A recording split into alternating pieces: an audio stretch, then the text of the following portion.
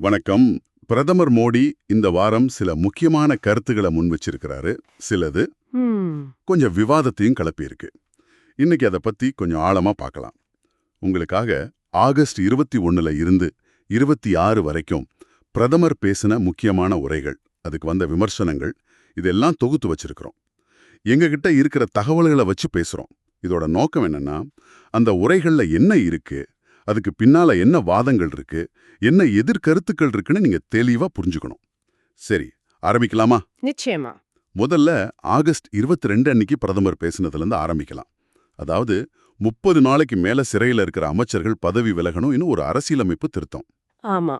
அத இந்தியா கூட்டணி கட்சிகள் எதிர்க்கிறதா ரொம்ப கடுமையா சாடியிருந்தார். இது அரசியல் வட்டாரத்திலையும் கொஞ்சம் சலசலப்ப உண்டாக்குச்சு.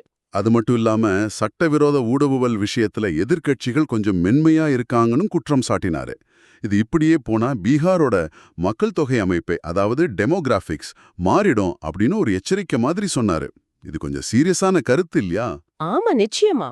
இந்த கருத்துகளுக்கு உடனடியா எதிர்வினைகளும் வந்துச்சு. எதிர்க்கட்சி தலைவர்களை பொறுத்த வரைக்கும் இது அரசியல் ரீதியா தூண்டப்பட்ட கருத்துக்கள் அப்படிங்கறது அவங்களோட வாதம். குறிப்பா அந்த பீகார் மக்கள் தொகை பத்தின கமெண்ட், அது ஒரு விதமான பயத்தை உருவாக்கி தங்களோட கூட்டணியோட அரசியல் நிலைப்பாட்டை பலவீனப்படுத்துற முயற்சி அப்படின்னு அவங்க பார்த்தாங்க. ஓ, அப்போ இது வெறும் புள்ளி விவரம் சார்ந்த எச்சரிக்கை இல்ல, இதுக்கு பின்னாடி அரசியல் இருக்குன்னு அவங்க நினைக்கிறாங்களா? நம்மகிட்ட இருக்கிற தகவல் படி ஏன் அப்படி நினைக்கிறாங்க?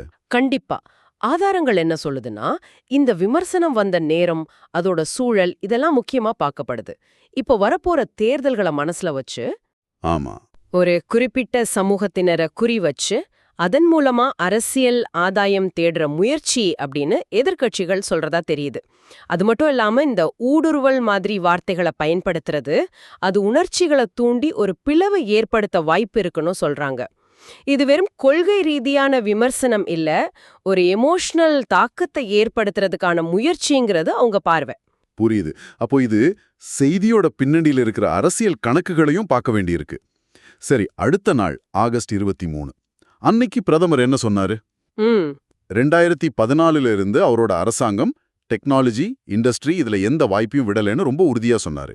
இந்தியா வேகமா முன்னேறுதுன்னு ஒரு சித்திரத்தை கொடுத்தாரு. ஆமா. அதோட நிக்காம முந்தைய அரசாங்கங்கள்லாம் வளர்ச்சிக்கு முக்கியத்துவம் கொடுக்கல, வெறும் தேர்தலை மட்டும் பார்த்தாங்கன்னு விமர்சிச்சாரு.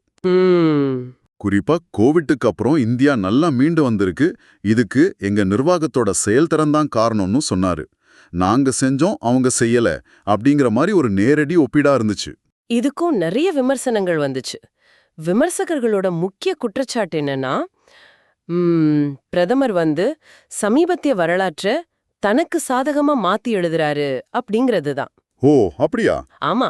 அதாவது பல வருஷமா பல அரசாங்கங்களோட பங்களிப்போட நடந்த வளர்ச்சி முயற்சிகளை ஒன்னு குறைச்சு மதிப்பிடுறாரு, இல்லனா மொத்தமா நிராகரிக்கிறாரு அப்படின்னு அவங்க நினைச்சாங்க. அப்போ இது வெறும் புள்ளி விவரங்களை பத்தின விவாதம் இல்லையா? வரலாற்றை எப்படி பார்க்கறோம் அப்படிங்கறதுலயே ஒரு கருத்து வேறுபாடு இருக்குன்னு சொல்றீங்களா? கரெக்ட். மிகச்சரியா சொன்னீங்க. விமர்சகர்கள் என்ன சொல்றாங்கன்னா, போன அரசாங்கங்கள் சந்திச்ச கஷ்டங்கள், அப்போ இருந்த உலக பொருளாதார நிலைமை, உள்நாட்டு பிரச்சனைகள், இது எல்லாம் ஏத்துக்காம எல்லாத்தையும் ரொம்ப எளிமைப்படுத்தி ஒரு பாப்புலிஸ்ட் மாதிரி பேசுறாரு அப்படிங்கறது அவங்களோட கருத்து. பெரிய படத்தோட இதை இணைச்சு பார்த்தா, ஒரு நாட்டோட வளர்ச்சியை மதிப்பிடும்போது பல காலகட்டங்களோட பங்களிப்பையும் அந்தந்த காலத்துல இருந்த நிஜமான சவால்களையும் எப்படி பேலன்ஸ்டா பாக்குறதுன்னு ஒரு முக்கியமான கேள்வி வருது. இது ஒரு வரலாற்று பார்வையில் இருக்கிற அடிப்படை முரண்பாடு. நீங்க யோசிச்சு பாருங்க, ஒரு நாட்டோட முன்னேற்றத்தை எந்த காலகட்டத்திலிருந்து எப்படி மதிப்பிடுறது சரின்னு. இது கண்டிப்பா யோசிக்க வேண்டிய விஷயம்தான். சரி, அடுத்ததா ஆகஸ்ட் 26 செவ்வாய்க்கிழமை காந்தி நகர்ல பேசினாரு பிரதமர். ஆமா. இப்போ உலக பொருளாதாரத்துல சில டென்ஷன்ஸ் இருக்கிற சூழல். குறிப்பா அமெரிக்கா புது வரிகள் பத்தி அறிவிச்சிருக்காங்க. அந்த நேரத்துல பிரதமர் ரொம்ப உறுதியான ஒரு ஸ்டாண்ட் எடுத்தாரு. எந்த வெளியழுத்தமும் இந்தியாவோட உறுதியை குலைக்க முடியாதுன்னு தெளிவா சொல்லிட்டாரு. அது மட்டும் இல்லாம பொருளாதார சுயநலம், அதாவது எக்கனாமிக் செல்ஃபிஷ்னஸ் அப்படிங்கிற போக்கு உலக அளவுல அதிகமாயிட்டு வருதுன்னு எச்சரிச்சாரு. தற்சார்பு, அதாவது செல்ஃப் ரிலையன்ஸ், அப்புறம் எந்த சூழ்நிலையும் தாங்குற திறன், ரெசிலியன்ஸ், இதுல இந்தியா உறுதியா இருக்குன்னு திரும்பவும் சொன்னாரு. இது ஆத்ம நிர்பார் பாரத்தோட தொடர்ச்சியா பார்க்கப்படுது. இந்தியா சொந்த கால்ல நிக்குன்னு சொல்ற மாதிரி இருந்துச்சு. ஆமா, இந்த உறுதியான நிலைப்பாட்டை சில பேர் பாராட்டினாங்க. ஆனா சில பேர் கவலை தெரிவிச்சாங்க. இத ஒரு துணிச்சலான பேச்சுன்னு சிலர் பார்த்தாலும், இன்னும் சிலர் இத கொஞ்சம் மோதல் போக்கான நிலைப்பாடா பார்த்தாங்க. ஓ, மோதல் போக்கா? ஆமா, அதாவது கான்ஃப்ரண்டேஷனலா இருக்குன்னு. இப்படி ரொம்ப கடுமையா பேசுறது ஏற்கனவே சில துறைகள்ல இருக்கிற வர்த்தக பதட்டங்களை, ட்ரேட் டென்ஷன்ஸ இன்னும் அதிகமாக்கிடுமோனோ, உலக பொருளாதார விநியோகச் சங்கிலி, அதாவது குளோபல் சப்ளை செயின்ல இன்னும் சில பிரச்சனைகளை உண்டாக்கணும்னு கவலைப்பட்டாங்க. அப்போ தற்சார்புக்கும் உலகளாவிய ஒத்துழைப்புக்கும் நடுவுல ஒரு மெல்லிய கோடு இருக்குதா? இந்த பேச்சோட பின்னணியில இந்த சமநிலையை இந்தியா எப்படி பாக்குதுன்னு ஆதாரங்கள் ஏதாவது சொல்லுதா? இது ரொம்ப முக்கியமான கேள்வி. இப்போ இருக்கிற உலகத்துல எந்த நாடும் தனியா இயங்க முடியாது, அது உண்மை. அதே நேரம் ஒவ்வொரு நாடும் தன்னோட நலனை பாத்துக்கணும், மத்தவங்கள சார்ந்து இருக்கிறத குறைச்சுக்கணும்னு பாக்குறாங்க. ஆதாரங்கள் படி விமர்சகர்கள் கேக்குற கேள்வி என்னன்னா, இந்த தற்சார்புங்கிறது மத்த நாடுகளோட நல்ல வர்த்தக உறவுகளை பாதிக்குமா அப்படிங்கிறது தான். குறிப்பா அமெரிக்கா மாதிரி முக்கியமான வர்த்தக பார்ட்னர்ஸ் கூட தேவையில்லாத உராய்வுகளை இது ஏற்படுத்துமாங்கிறதா அவங்களோட கவலை. உலக வர்த்தக சூழல்ல தற்சார்பு கொள்கைக்கும் சர்வதேச ஒத்துழைப்புக்கும் நடுவுல சரியான பேலன்ஸை கண்டுபிடிக்கிறது எல்லா நாட்டுக்குமே ஒரு பெரிய சவால் தான். இது இந்தியா எதிர்நோக்குற ஒரு கொள்கை ரீதியான சிக்கல் தான். புரியுது.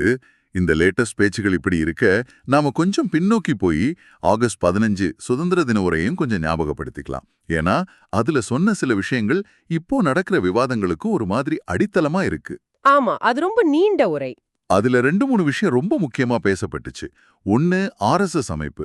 அதோட 100 வருஷ பயணத்தை பாராட்டி அது உலகின் மிகப்பெரிய தன்னார்வ தொண்டு நிறுவனம், வேர்ல்ட்ஸ் பிக்கஸ்ட் என்ஜிஓன்னு சொன்னாரு. அது பெரிய அளவுல கவனிக்கப்பட்டுச்சு. 2வது, பாகிஸ்தானோட இருக்கிற சிந்து நதி நீர் ஒப்பந்தம், இண்டஸ் வாட்டர்ஸ் ட்ரீட்டி, அத நியாயமற்றது, ஒருதரப்பட்சமானதுன்னு விமர்சிச்சாரு. ரத்தமும் தண்ணீரும் ஒன்னா பாய முடியாதுன்னு சொன்னது அது கொஞ்சம் உறவுல டென்ஷனை ஏத்துன மாதிரி பார்த்தாங்க. ஆமா, அதுவும் பெரிய விவாதமாச்சு. 3வதா, பாதுகாப்பு பத்தி பேசும்போது அணு ஆயுத மிரட்டல் இல்ல தீவிரவாதிகளுக்கு ஆதரவு, இதுக்கெல்லாம் இனிமே சகிப்புத்தன்மை கிடையாதுன்னு ஒரு புதிய விதிமுறை, நியூ நார்மல், இந்தியா உருவாக்கியிருக்குன்னு சொன்னாரு. இந்தியா ஆயுதப்படைகளையும் குறிப்பா ஆபரேஷன் சிந்தூர்னு ஒரு நடவடிக்கை நடந்ததா சொல்றாங்க, அதையும் பாராட்டினாரு. அத பத்தின முழு விவரம் பொதுவெளியில இல்லனாலும் இது இந்தியாவோட பாதுகாப்பு அணுகுமுறையில ஒரு திடமான கடுமையான நிலைப்பாட்டை காட்டுற மாதிரி இருந்துச்சு. நீங்க சொன்ன மாதிரி இந்த சுதந்திர தின உரையில சில அம்சங்கள், குறிப்பா ஆர்எஸ்எஸ் பத்தின புகழாரும் கடுமையான விமர்சனங்களை சந்திச்சுது. ஏன்னா சுதந்திர தினங்கிறது ஒரு மதச்சார்பற்ற தேசிய விழா. சரி, அதுல ஒரு குறிப்பிட்ட இந்துத்துவ சித்தாந்தம் இருக்கிற அமைப்பை பாராட்டுறது அந்த நிகழ்வையே அரசியலாக்குற முயற்சி அப்படின்னு எதிர்க்கட்சிகள் ரொம்ப கடுமையா சொன்னாங்க. எங்களுக்கு கிடைச்ச தகவல் படி இது தேசிய மேடைய தப்பா பயன்படுத்துறதா அவங்க பார்த்தாங்க. ஆர்எஸ்எஸ் பத்தின குறிப்பு ஏன் இவ்ளோ சர்ச்சையாச்சு? அதோட பின்னணி என்னன்னு ஆதாரங்கள் சொல்லுதா? ஆர்எஸ்எஸ்ங்கிறது ரொம்ப வருஷமா இந்தியாவுல இயங்குற ஒரு அமைப்பு. அதோட சித்தாந்தம், அதோட செயல்பாடுகள் பத்தி பல வருஷமாவே ஆதரவும் இருக்கு, எதிர்ப்பும் இருக்கு. விமர்சகர்கள் என்ன சொல்றாங்கன்னா, ஆர்எஸ்எஸோட பார்வை இந்தியாவோட பன்முகத்தன்மைக்கும் மதச்சார்பற்ற தன்மைக்கும் எதிரானதுன்னு அவங்க நினைக்கிறாங்க. ஓ, அதனால நாட்டோட பிரதமர் சுதந்திர தினம் மாதிரி ஒரு பொது மேடையில அந்த அமைப்பை பாராட்டுறது அரசாங்கத்தோட மதச்சார்பற்ற தன்மையையே கேள்விக்குள்ளாக்குது. ஒரு குறிப்பிட்ட சித்தாந்தத்துக்கு அரசாங்கம் அங்கீகாரம் கொடுக்கற மாதிரி இருக்குன்னா அவங்க வாதாடுறாங்க. சரி சரி. அது மட்டும் இல்லாம சில பண்டிதர்களும் எதிர்க்கட்சியினரும் இந்த உரைய மொத்தமாவே ஒரு அதிதீவிர தேசியவாத வெளிப்பாடா, ஹைப்பர் நேஷனலிஸ்ட் ரெட்டோரிக்கா பார்த்தாங்க. சட்டவிரோத ஊடுருவல்காரங்களை குறிவச்சு பேசுறது, உரையில சில இடங்கள்ல தெரிஞ்ச ஹிந்து மைய கருத்துக்கள், இதெல்லாம் சமூகத்துல ஏற்கனவே இருக்கிற பிளவுகளை இன்னும் அதிகமாக்கிடும்னு அவங்க பயந்தாங்க. இங்க நாங்க சொல்ற இந்த கருத்துகள், விமர்சனங்கள் எல்லாமே எங்க கிட்ட இருக்கிற பல தரப்பட்ட ஆதாரங்கள்ல இருந்து எடுத்ததுதான். இதை நீங்க கவனிக்கணும். நாங்க எந்த பக்கமும் சாயாம 2 தரப்பு வாதங்களையும் உங்களுக்கு சொல்றோம். கரெக்ட். சரி, இவ்ளோ விஷயங்கள் பார்த்துட்டோம். இந்த உரைகள், அதுக்கு வந்த எதிர்வினைகள், இதிலிருந்து நாம முக்கியமா எடுத்துக்க வேண்டிய விஷயங்கள் என்ன? ஒரு தொகுப்பா சொல்லுங்களேன். முதல்ல ஆகஸ்ட் 22 உரை, எதிர்க்கட்சிகள் மேல விமர்சனம், பீகார் மக்கள் தொகை பத்தின கருத்து, இது ஆளுங்கட்சி தரப்புல அவங்க நிலைப்பாட்டை வலுப்படுத்தவும் எதிர்க்கட்சிகளை டார்கெட் பண்ணவும் சொல்லப்பட்டது. ஆனா விமர்சகர்கள் என்ன சொன்னாங்க? அது அரசியல் உள்நோக்கம் கொண்டது, பயத்தை தூண்டி ஆதாயம் தேடுறதுன்னு பார்த்தாங்க. சரி, 2வது ஆகஸ்ட் 23 உரை. பொருளாதாரம், முந்தைய அரசுகள் பத்தி. பிரதமர் தன்னோட அரசின் சாதனைகளை சொன்னாரு, முன்னாடி இருந்தவங்கள குறைச்சு சொன்னாரு.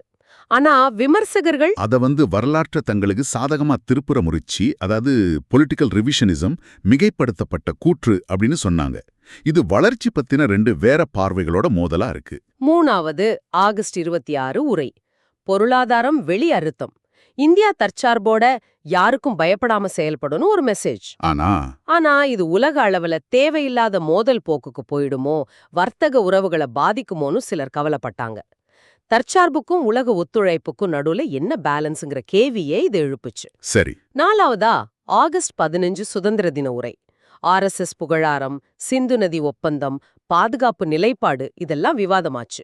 இதுக்கு என்ன விமர்சனம் வந்தது? தேசிய முக்கியத்துவம் வாய்ந்த நிகழ்வை அரசியலாக்குறாங்க, சமூகத்துல பிளவுகளை உண்டாக்குற பேச்சா இருக்குன்னு சிலர் பார்த்தாங்க. ஓகே.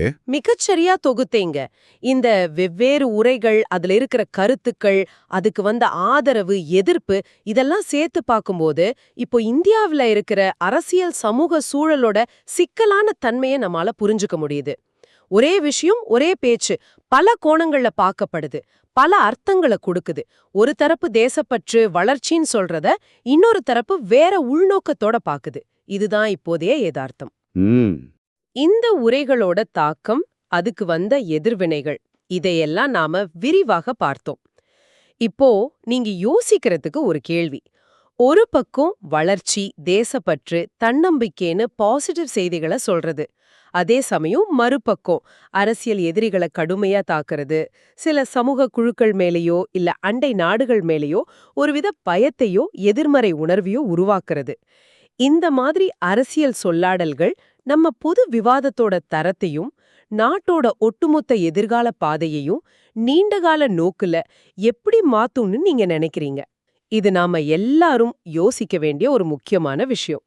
பிரதமர் மோடியோட சமீபத்திய உரைகள், அதுக்கான பன்முக பார்வைகள்ல இருந்து கிடைச்ச முக்கிய தகவல்கள் இதுதான்.